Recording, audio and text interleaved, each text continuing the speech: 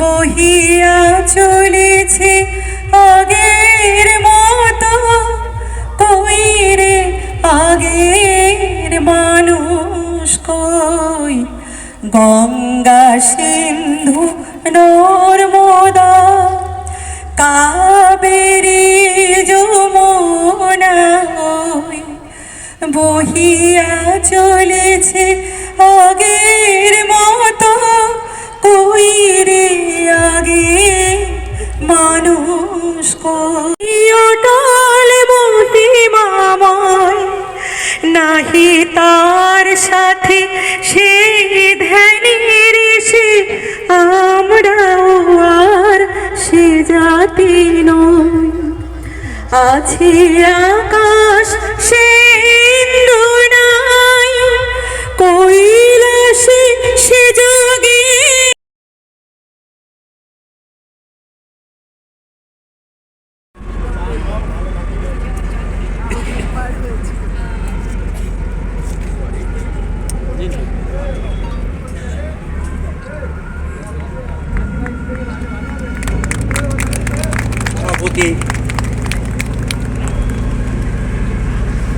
Dhaleshwar Chattopadhyay, doctor রিয়ানবী Gyne.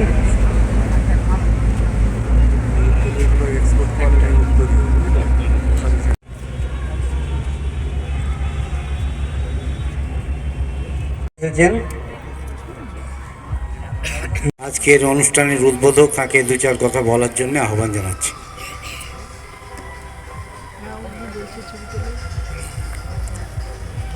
যারা মঞ্চে রয়েছেন, ঠিক মঞ্চ বলা ঠিক নয়, যারা এপারে রয়েছেন ওপারে রয়েছেন, সবাইকে আমার নমস্কার, শুভেচ্ছা।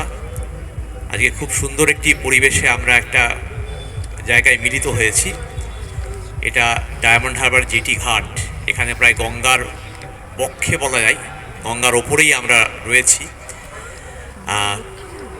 আসলে আমাদের জীবনে মিলিত হওয়ার জন্য একটা করে উপলক্ষ লাগে, যে উপলক্ষকে কেন্দ্র করে আমরা এক জায়গায় হই, একটু সময় আমরা উদযাপন করি।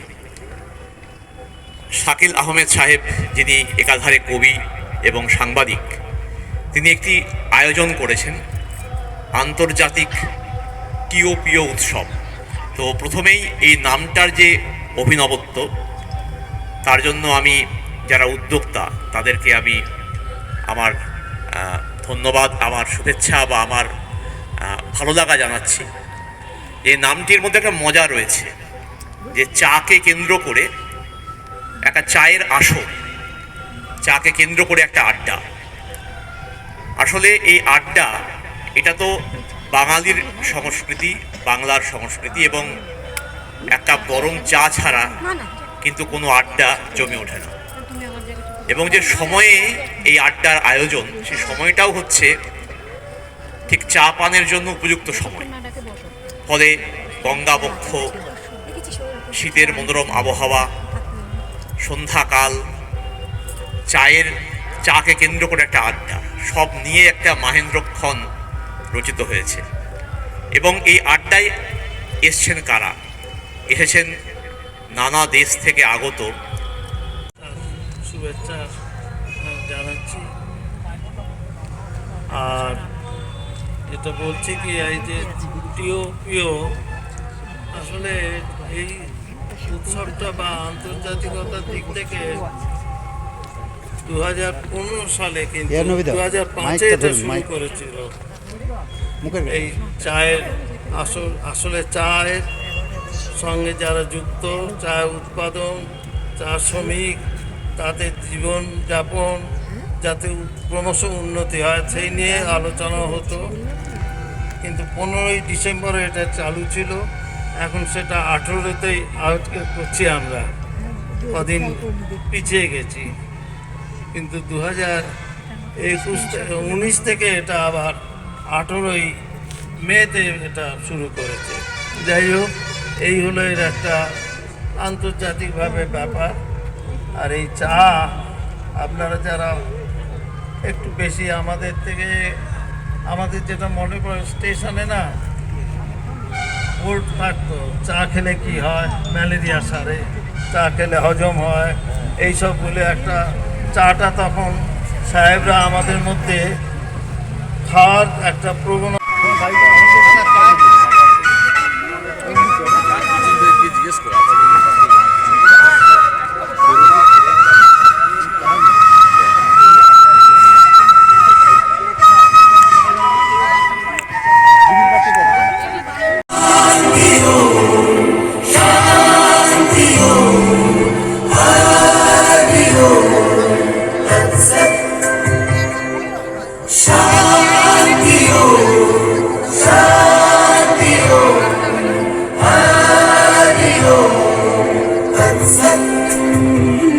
দেখো আলো আলো আকাশ, দেখো আকাশ তারায় ভরা, দেখো যাবার পথের পাশে ছোটে হাওয়া পাগল পারা, এত আনন্দ শাকিলা বরাবরের মতো 10তম এবার অনুষ্ঠানটা করলেন, আর তার সাথে আমার জন্মদিনটা ঠিক এইভাবে গিফট উপহার, এটা একটা সত্যি সত্যি আনন্দের ব্যাপারও বটে। কথা না বাড়িয়ে দূরে যেতে হবে, চাবি আমার কাছে, বাড়ির লোকরা ঢুকতে পারবে না। সরাসরি কবিতা, আমার স্বরচিত কবিতা ভূতের পাঁচালী। শোনো শোনো সর্বজন, শোনো দিয়া মন, বিচিত্র ভূতের কথা করিব বর্ণন। ভূত চেপেছে ভূতের মাথায়, ভূতের বাবার কাজ, ভূতুম সোনা নাচছে এখন তাতই তাতই নাচ। ভূতের মাথায় নেই তো ভিলু, কর্মদোষে ভূত, বিলের মাঝে ঘুরে বেড়ায় ওই মামলা ভূতের ভূত। ভূতের মাসি পেতনি তিনি, শুধুই জারি জুড়ি, লম্বা ঠ্যাঙে যাচ্ছে উড়ি, স্কন্দ কাটা বুড়ি। ভূতের আমি নিজে ভীষণভাবে চা প্রেমী এবং সন্ধেবেলা হলেই ভাঁড়ের চায়ের একটা অসাধারণ স্বাদ পাই। তাই যেখানেই থাকি, ঘরে থাকলে কিন্তু ঘরে চা বানিয়ে খাই না, কিন্তু ছুটে চলে যাই রাস্তার দোকানে, ভাঁড়ের চা কিনে খাই। তো আজকে টিওপিও উৎসব শুনেই কিন্তু আমার আরও বেশি করে ছুটে আসা, এবং এই উৎসবে এসে এখানে সাংস্কৃতিক উৎসবের থেকেও ভালো লাগছে। এই গঙ্গা বক্ষে যেন একটা ভ্রমণ, ভেসেলে যাওয়া হয়তো আজ ধীরে, কখন যাওয়ার সময় কেউ জানে না, গ্লো উপভোগ করার সময় হবে না। তাই আপনার চায়ে চুমুক দিন সুন্দর এবং ধীরে। জীবন খুব ছোট, কিন্তু বেশ দীর্ঘ মনে হয়। কখন যাওয়ার সময় কেউ জানে না, অনেক কিছু করার আছে। আজকে এসেছি, আজকে কথা দিয়েছিলাম, কিন্তু অনেকটা দূর থেকেও এসেছি, আমায় চলে যেতে হবে। এত সুন্দর একটি জায়গায় এরকমভাবে একটা অনুষ্ঠান হচ্ছে, এইটা আশা করিনি। টিওপিও এই অনুষ্ঠানটা আমাকে খুব, আমার কালকে রাত্রিবেলা আমি মৃদুল দাসগুপ্তর সাথে কথা বলছিলাম, তখন আমি বললাম এই অনুষ্ঠানটার নাম দিয়েছে টিওপিও, তো বলে এর নাম আপোষবাদী। যখন দু একটা আগুনের ফুলকি জানালা দিয়ে ঘরে এলো, বিছানা পড়ল, তুমি জানালা বন্ধ করলে। যখন নর্দমার জল ওরা বারান্দায় ছুঁড়ে দিল, তুমি কিছুটা নড়ে চড়ে বসলে। যখন বাইক দিয়ে ঘিরে দিল বনকে, তুমি নেতার দূরান্ত থেকে এসছেন, এই যেমন একজন উনি ইটালি থেকে এসছেন, এই যারা দুবাই থেকে এসছেন, নেপাল, তো দূর দূরান্ত থেকে যারা এসছেন জ্ঞানীগুণী লোক, কেউ সাহিত্যিক, কেউ কবি, কেউ সঙ্গীত শিল্পী, কেউ বাজনা বাজিয়েছে, তাদের সকলকেই আমি আন্তরিক অভিনন্দন জানাই। ডায়মন্ড হারবার পার্সের পক্ষ থেকে এবং শাকিলের পক্ষ থেকে আমি আপনাদেরকে হার্দিক অভিনন্দন জানিয়ে আমি আমার বক্তব্য শেষ করার আগে, ওই যে মেয়েটা গান গাইছিল না, ও খুব ভালো গান গেয়েছে, আর যারা কবিতা পড়ছিলেন এরাও প্রত্যেকে ভালো কবিতা বলেছে।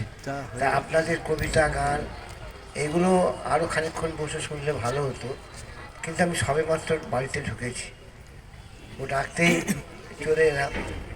তো আমাদের তো এক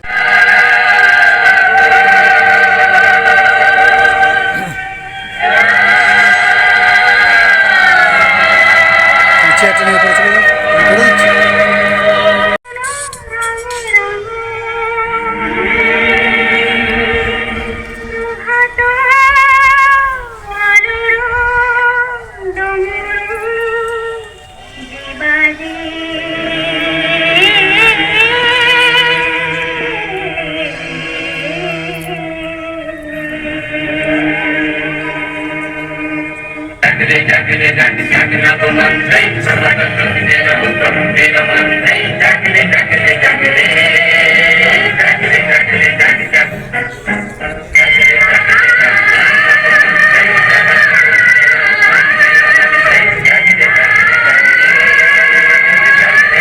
এবং আমার বন্ধু সম্পর্কের অভিন্ন সম্পর্কে শাকিলদা, তিনি আমাকে তার এই অনুষ্ঠানে টিওপিও অনুষ্ঠানে আমন্ত্রণ জানানোয় আমি অত্যন্ত গর্বিত। আর দূর দূরান্ত থেকে যারা এসেছেন, দেশ বিদেশের বিভিন্ন প্রান্ত থেকে, তাদেরকে আমার অকুণ্ঠ শ্রদ্ধা, ভালোবাসা এবং অভিনন্দন জানাচ্ছি। আপনারা যারা সামনে উপবিষ্ট, তাদের জন্য আমার অনেক অনেক শুভেচ্ছা, আন্তরিক। কবিতার নাম ছোট্ট কবিতা, নির্লজ্জ ছড়ারে। তুমিও জ্বলছ, আমিও জ্বলছি, আমাদের কি আশ্চর্য গভীর মিল। ন্যায় নীতির কাপড় খুলছি, ঝুলতে ঝুলতে আটছি খিল। উড়াল দেখছি, পাতা লাগছি, সিন্ধুনগরে উড়ন্ত চিল। কবর খুঁড়ছি, শাসানি মাখছি, মূর্খদের স্বস্তিহীন এক তিল। কাপড় খুলছি, কাপড় খুলছি, আর কবিবৃন্দ, বিদগ্ধ মানুষজন যারা আছেন আমাদের আমার সামনে উপবিষ্ট, প্রবাসী কবি সপ্তদ্বীপ অধিকারী এবং আসাম থেকে আসা এখানে আরো বিদগ্ধ অনেক মানুষ আছেন, সবাইকে আমার প্রণাম জানিয়ে বা নমস্কার জানিয়ে আমার কিছু একটা কথা বলবো। আমি প্রবাসে আছি প্রায় 24 বছর। একটু কথা একটু বলবো, কবিতার ছোট্ট গল্প কথা একটু বলবো, বলার প্রয়োজন আছে এই বর্তমান সময়ের জন্য, তাই বলতে সংক্ষেপে হলেও বলতে হবে কিছু কথা। সেটা হচ্ছে যে ধন্যবাদ জানাই। শাকিলদার অনুষ্ঠান সবসময় একটা ব্যতিক্রমী হয়ে থাকে। এরকম একটা সুন্দর পরিবেশে এমন একটা অভিনব অনুষ্ঠান এক অন্য মাত্রা এনে দেয়। তো এ নিয়ে কিছু বলার থাকে না।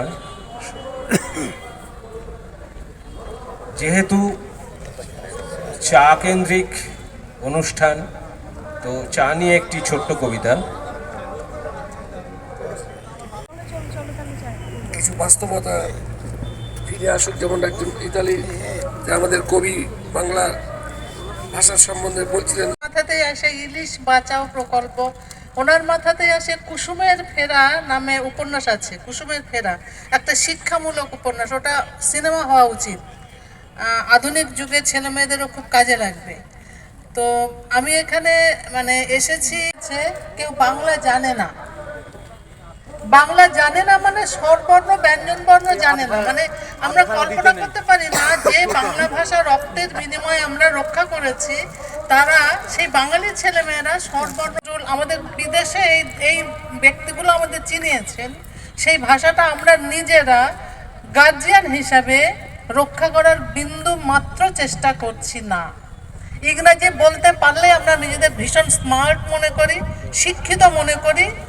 বাংলা বলতে গেলে যেন মনে হয় ও একটা পাতি, ওর কোনো যোগ্যতা। আমি কিন্তু বাংলা মিডিয়ামে পড়া, বাংলা নিয়ে অসংখ্য মানুষের হাহাকার শুনেও নিঃশব্দে নীরবে ও গঙ্গা তুমি, ও গঙ্গা বইছো কেন?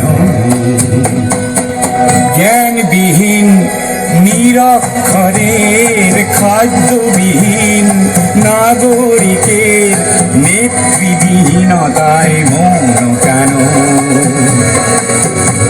সহস্র বরসার উন্মাদনার মন্ত্র দিয়ে লক্ষ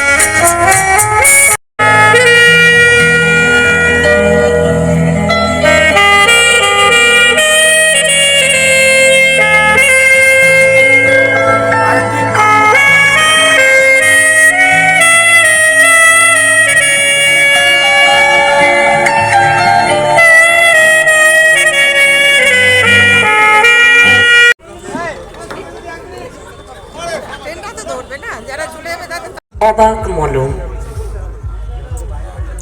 দুঃখ আঁকছি, দুঃখ লিখছি, দুঃখকে ভালোবাসতে শিখছি, দুঃখ খাচ্ছি তবুও হাঁটছি ক্ষত বিক্ষত পায়ে।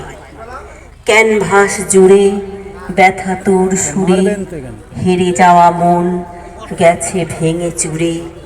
জীবন কাহিনী সংগ্রামে আঁকি শোক দিবসের গায়ে, স্বর্গম সাধি শোক।